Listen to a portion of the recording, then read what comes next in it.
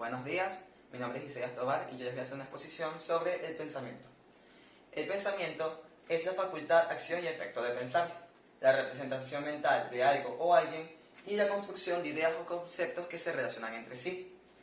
El ser humano aumenta su capacidad de pensar con su maduración y desarrollo, el cual consiguen por naturaleza o educación.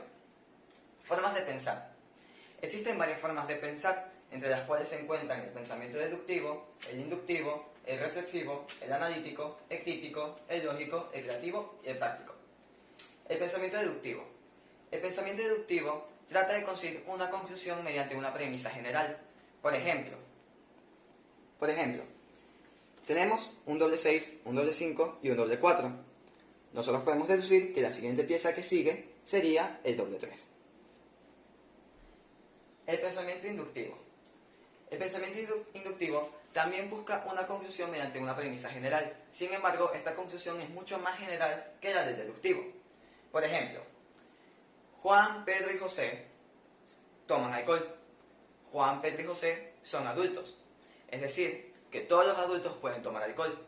Sin embargo, esto no es totalmente cierto, ya que no todos los adultos pueden tomar alcohol, ya sea por enfermedades o por otras cosas. El pensamiento reflexivo es aquel en donde se da vueltas a un solo tema y se buscan todas las consecuencias que éste puede generar. Por ejemplo, si yo tomo un vaso de agua, te genera demasiadas consecuencias, como que me puedan regañar, que el vaso se rompa, que genere un charco de agua, que me pueda cortar con los cristales del vaso, que ensucie la casa, entre muchas otras. El analítico.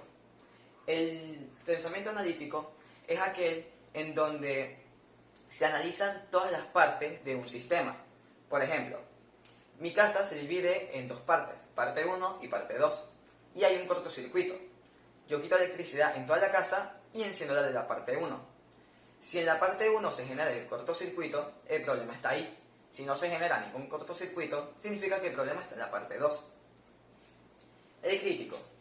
El pensamiento crítico se caracteriza por analizar la información objetivamente y realizar un juicio razonado. Por ejemplo, un abogado tiene que buscar información acerca del caso, tomar sus notas y crear un plan para ganar el caso. El lógico.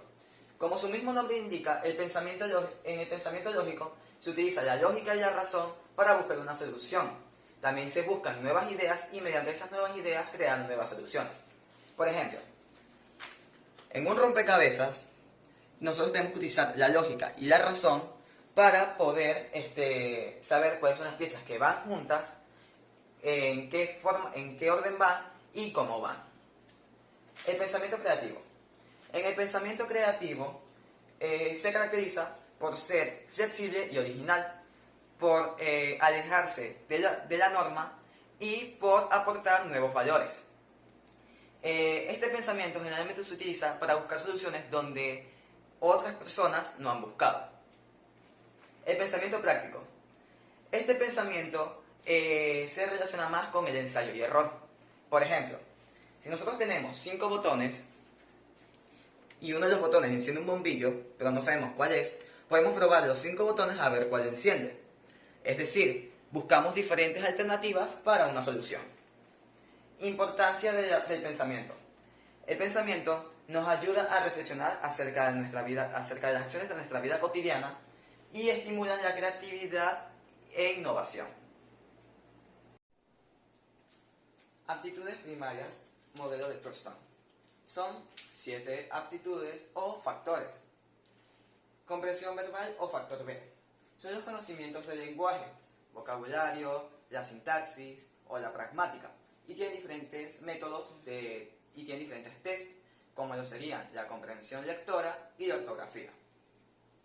Fluidez verbal. Son secuencias verbales lógicas o coherentes que se pronuncian de manera rápida y natural.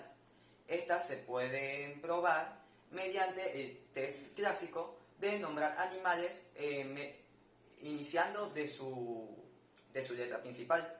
Por ejemplo, H, hipopótamo. Aptitud numérica. Son los cálculos matemáticos básicos, suma, resta, multiplicación y división. Y estas prueban la capacidad de resolución de operaciones de manera rápida y la precisión en sus resultados. Aptitud espacial.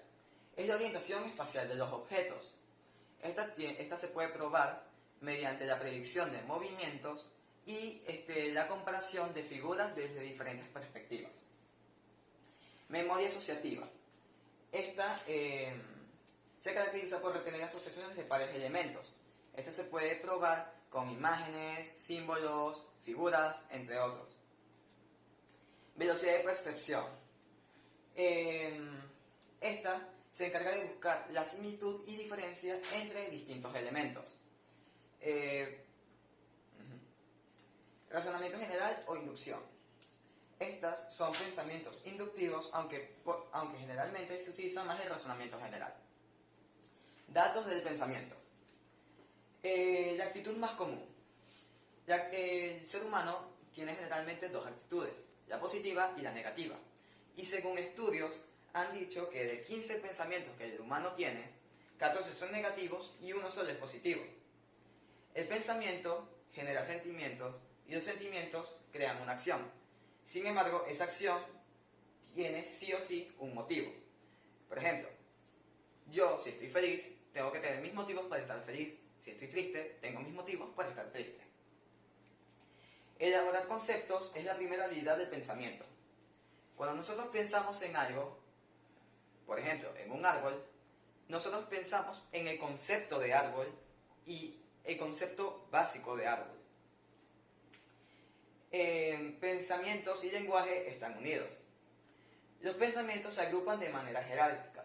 Por ejemplo, si nosotros pensamos en un perro, pensaremos primero que es un animal, luego que es un perro, y por último pensaremos en las razas de perro, por ejemplo, un Golden o un Doberman.